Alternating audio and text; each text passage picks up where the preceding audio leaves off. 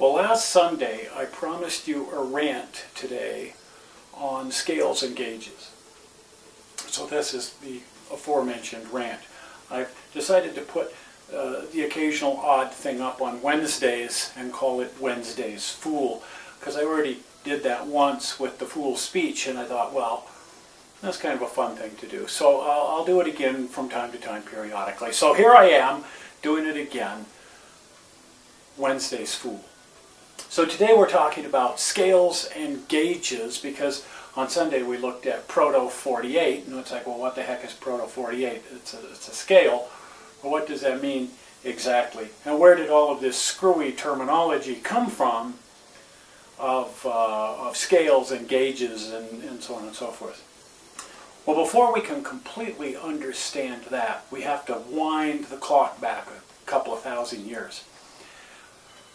Back then, the Romans were building chariots, and for whatever reason, they spaced their wheels 4 feet 8.5 inches apart. Now, for whatever other reason, this became mythology, that this was the ultimate width of stability and blah, blah. I mean, who knows what, but when people started building railways, some of those railways were built to 4 feet 8.5 inches simply because that's what the Romans had used on their chariots. It seems like kind of an odd size, but keep in mind the Romans didn't use a lot of feet and inches, so to them it was probably 3 cubits or something. But the bottom line is, the reason they did that is because if you took 2 horses and stuck them in front of a cart, the horses' butts were about 4 feet 8.5 inches across. So literally the standard American railroad gauge was derived by 2 horses' asses. Now, when they started building railroads, and railroads date back into the 1600s and so on, they weren't steam locomotives, needless to say, they were just carts pulled by horses. Every conceivable sort of gauge was being used for these tracks, because why not? I mean, it's a cart that's going to haul rocks or something up a railroad for a few miles with a horse pulling it. It didn't have to interchange with any other railroad, didn't have to do anything other than just go down the tracks. So they could build it to any old size they wanted. And even later on, after steam locomotives came along and so on, it wasn't like the Baltimore and Ohio was going to put one of their cars on the Western Atlantic's track. It just wasn't going to happen.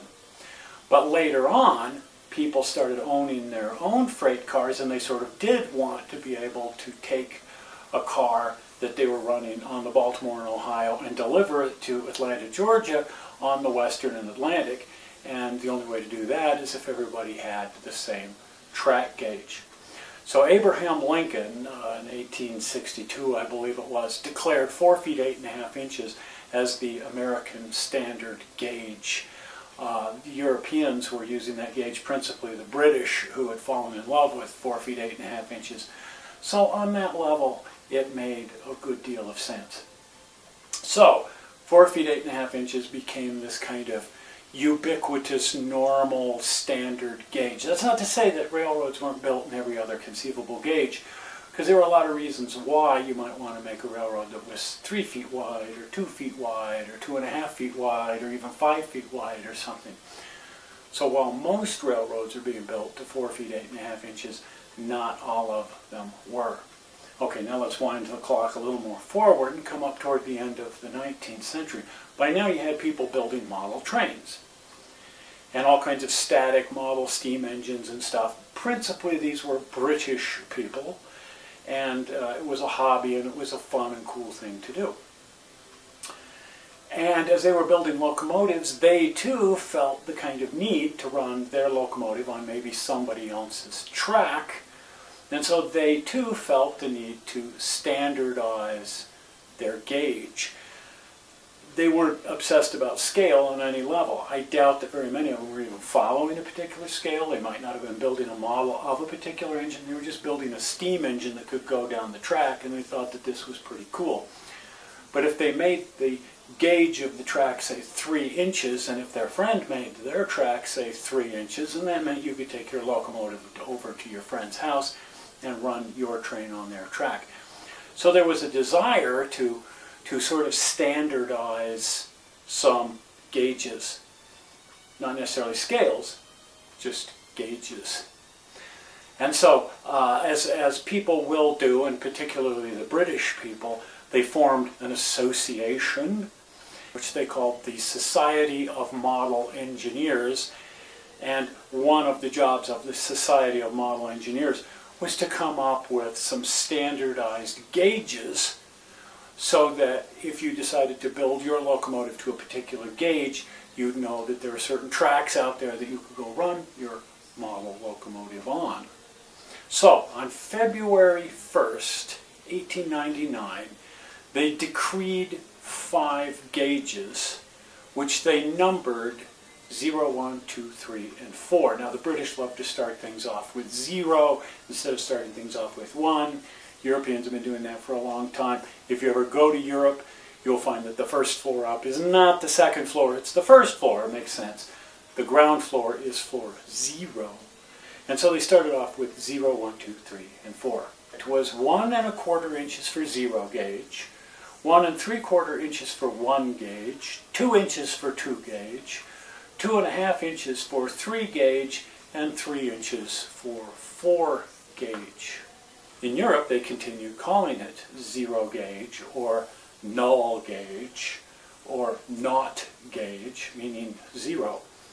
But in the United States, the vernacular quickly changed to O gauge. But it means the same thing, and it's the same gauge, 1 1/4 inches. Well, over time, technology allows trains to get smaller and smaller and smaller. One of the big breakthroughs was when people started sticking electric motors in there. Because originally they were clockwork, or they were actually live steam. An electric motor meant that these things could now get much, much smaller. And so one of the earliest variants on these first 5 gauges was to take O gauge, or 0 gauge, or null gauge, and divide it in half, creating half 0 gauge in Europe, or half O gauge in the United States. In both cases, dropping the verbiage and just going with the letters HO for half O or half 0. And so HO gauge was born at a half of that size. Another gauge erupts about the same time because the British were a little offended about the idea of saying half O, HO. So following engineering standards and machinist standards, since the smallest gauge was 0, the next size below 0 would be 00, and the next size below that would be 000, aught and triple aught. Aught, double aught, triple aught. So they created double aught gauge, and it's really about the same size as HO, not quite the same, but really, really, really close to HO. Now, another really, really early attempt at making a smaller gauge was S gauge. I think the S stood for small, but that's been sort of lost to history. Anyway, the idea behind S gauge was to half number 1 gauge. So number 1 gauge being 1 3/4 inches, they came up with this at 7/8 inch gauge. And that dates back to about 1896 as well. Didn't really take off until American flyer trains came along in that scale, but it had been around for a long, long time, even before people started manufacturing anything to actually run on that. Now notice that through all of this, we haven't been talking about scale. We've just been talking about gauge, the width of the track, the distance between the rails. Scale considerations really kind of came along later on. Originally, the goal here was to simply build something that you could run on somebody else's track. No other reason for standardizing anything. No need to standardize a scale. It really doesn't matter what size the train is, just what piece of track you can run it on. But by doing a little bit of math, you can very quickly figure out what the scale proportion of any piece of train equipment should be based on its gauge. Right? So in the case of, say, O scale, to run on O gauge, that works out to 1/4 inch per foot, or 1/48 scale if you cheat And the cheat there is, you say that instead of using 2 horses behinds at 4 feet 8.5 inches, you round that up to 5 feet, and then that makes the math really simple. So unfortunately, a lot of these scales got tweaked and cheated just a little bit just to make the math simpler, and people used 5 foot instead of 4 feet 8.5 inches, and then that made the scale of all the trains based on that just a little bit wrong. Now, in the case of some of these scale gauge combinations, that didn't happen. For example, HO is modeled at 1/87th scale, and the reason that scale comes out so odd is because it's true 4 feet 8.5 inches, where O was always cheated to 1/48th, meaning that the gauge of an O scale train running on standard gauge was always off. Instead of being 4 feet 8.5 inches, it was 5 feet. And so some of these scale and gauge combinations are off, and sometimes they're off for really stupid and arbitrary reasons, just because somebody felt like building a train to a particular scale without really paying that much attention to the relationship between the scale and the gauge. Now, another scale that got completely off was number 1 gauge, number 1 gauge being 1 3/4 inches. Here again, to keep the math simple, they cheated that and said, well, that's 1/32nd scale. And so 1/32nd scale is off because, again, that's based on 5 feet. So anything that's built at 1/32nd scale to run a number 1 gauge track, the gauge is going to be ever so slightly too wide because of the fact that they rounded things off at 5 feet. Now, over time, a lot of sort of bizarre scales and gauges popped up and just kind of flared into existence because somebody wanted to do something that was a little bit unusual. So we have, on top of those first 5 gauges, some more numbered gauges that just sort of got added on there. Number 5 gauge at 5 inches, number 7 gauge at 7.5 inches, and 10 gauge at 10.25 inches. There's also some larger 7.25, 7.5 gauge, 15-inch gauge, 12-inch gauge that never were given any kind of letter or number designation, that are still popular among live steamers, particularly 7.5-inch gauge, which has emerged as the kind of most normal gauge for live steamers. Now here again, the scale proportions kind of fall by the wayside. Scale takes a backseat to gauge because you want to be able to take your steam engine over to somebody else's railroad and run it. So what scale you choose to build your locomotive in is up to you, as long as you gauge it to run on 7.5-inch gauge. So most people build their 7.5-inch gauge to 1/8 scale, so that that would be a standard gauge, kind of cheated to perhaps 5 feet, but nevertheless 1/8 scale. But if you're going to do a 3-foot gauge engine, you don't want to change the gauge because you still want to be able to run it over at the LA Live steamers. So instead you build it to a larger scale and just make the whole locomotive bigger. If you want to make a 2-foot gauge prototype, then you make it bigger still, also that it'll still run on 7.5-inch gauge track. So the big trains, the live steam trains and so on, still follow that old tradition of nuts to the scale. I just want to be able to run my train on somebody else's track. So I'll work out whatever scale proportion I choose to, as long as the gauge fits somebody else's track. This is a tradition that continues today with the Garden Railroad people. Most Garden Railroad people are building their railroads to a number 1 gauge. And Garden Railroading really sort of took off, in the late 1970s, somewhere there, with Lehman Grossbahn, LGB.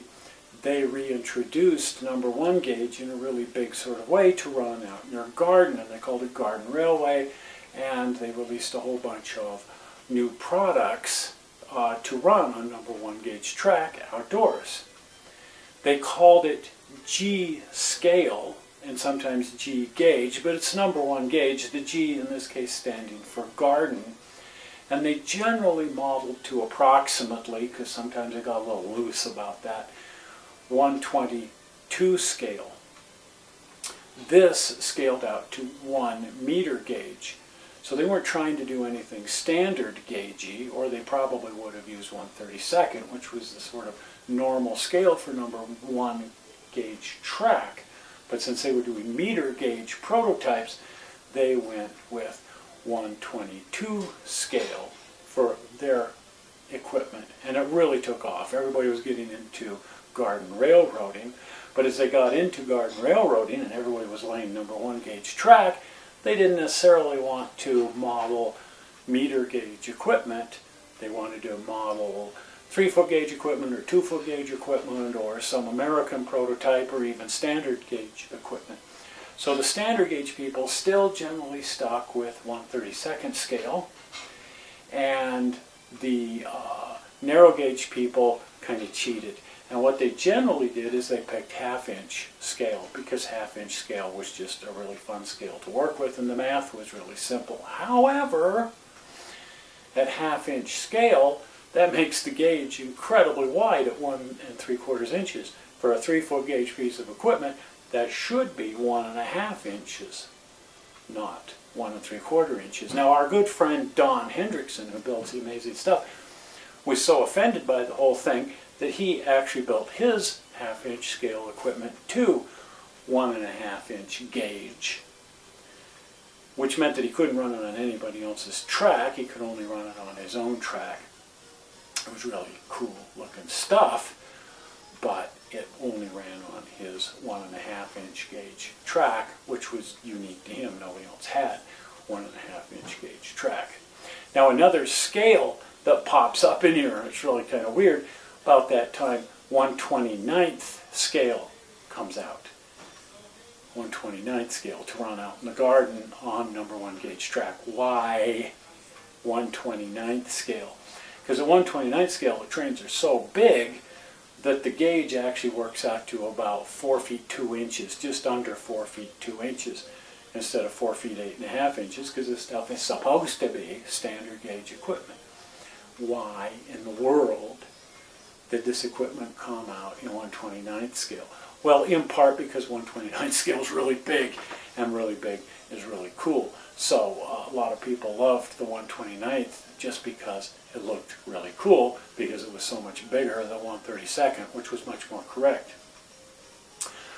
But there was another reason for it, a really kind of diabolical reason. There was so much HO stuff being built. HO, after HO really took off around the 1930s and later on in the 1950s especially, half of all the models built were being built in HO scale. Well, the way a manufacturer builds an HO scale locomotive or train car or something is they'll actually build the prototype in 1/29th scale. And then that way they can get the parts fit really nice and make it work, because it's this great big huge model. And then when they go to cut the molds, they cut it on a milling machine with something called a reduction pantograph. And the reduction pantograph can be set to reduce the size as the mold is being cut. In this case, they reduced it by a factor of 3. You reduce 1/29 by a factor of 3, it comes out 1/87. So all of this HO equipment that was out there had patterns. The prototype models all existed in wood or whatever in 1/29th scale. So you could cut new molds without the reduction pantograph in 1:1, and you're going to end up with a 1/29th scale model. And so that was the real mover and shaker behind 1/29th scale coming along. And now 1/29th scale is immensely popular, and people are building 1/29th scale not because they've got a hold of some 1/29th scale patterns that were used to make HO models, but simply because there's a market for 1/29th, even though the gauge is notoriously wrong at 4 feet 2 inches. Now this this number one gauge garden railway thing really got a shot in the butt later on, because a lot of people who really demanded some scale accuracy said, let's build 3-foot gauge equipment in 120.3 scale, because in 120.3 scale, number one gauge works out to exactly 3 feet. And that made them accurate. It also made them very big, and people like big for garden railroading. Now some people have designated this scale, this F scale, meaning fine scale. Now there's a new variant on that as well, 7/8 inch scale, not 7/8 scale, which would be huge and massive, but 7/8 of an inch to the foot scale. And this works out accurately for running 2-foot gauge prototypes, scaling those down to 7/8 of an inch per foot and running those on number one gauge track. So the garden people are doing the same thing that a lot of steam people have done forever, and that's having a standardized gauge, in this case number one gauge, and then coming up with all of these clever scales to make them scale accurate or not scale accurate, depending on their tendency, but all of which will run on everybody else's track. You can take your locomotive to somebody else's railroad and be assured that it will run as long as they're modeling number one gauge, even if you're doing 7/8 inch scale or 120.2 scale or 122 scale or 129th scale or 132 scale. They all run on the same bit of track. Now, technology has allowed trains to get smaller and smaller and smaller and smaller and smaller and smaller and smaller. And so, more gauges slash scales, gauge and scale combinations have come out over the years of trains that are getting progressively smaller and smaller and smaller. One of the first was TT, 120th scale. TT, 120th scale. TT stood for tabletop. And the idea was to come up with something smaller than HO, something that could fit in less space and still be big enough that you could shove an electric motor in there and make it actually work. Sort of took off, sort of didn't take off. The stuff is out there and it's highly collectible. There's a lot of people who collect TT. I don't know of anybody that actually runs TT, but it's fun to find this old TT stuff on eBay and so on and collect it and stick it on a shelf, if nothing else. Now, the next attempt at shrinking was N scale. The N standing for 9 millimeters between the rails. So actually very, very small, 160th scale. N scale has become immensely popular because it is small enough that you can fit a lot of railroading into a very small space, and yet large enough that they were able to fit electric motors and electronics in there, including sound systems and so on, and come up with some pretty decent railroading in a really, really small scale, N scale. The next small scale, coming down and down and down, was Z scale, often called Z, but since it's British, let's call it Z. But Z scale is 1/220th scale. Well, after Z, then they shrunk that a little bit more and they called it ZZ scale, like ZZ Top, 1/300th scale. Same manufacturers that were making Z were now making ZZ, and if that weren't small and ridiculous enough, just recently T scale has been released. T scale is 1/450th. Very small. And a new one has now been released at 1/480th scale, same manufacturers, still called T scale. Now, last week's railroad was a Proto 48 railroad. So what the heck does that mean? What is Proto 48? Is that a scale? Is that a gauge? What is it? It's a scale. The Proto modelers, and they're kind of new on the scene, they first erupted in like the 1980s, are saying nuts to all of this stuff. I'm simply going to declare a scale, not a gauge, but a scale, and then I'm going to very accurately build my equipment to that scale, and the gauge will work out to whatever the gauge needs to work out to function properly in that scale.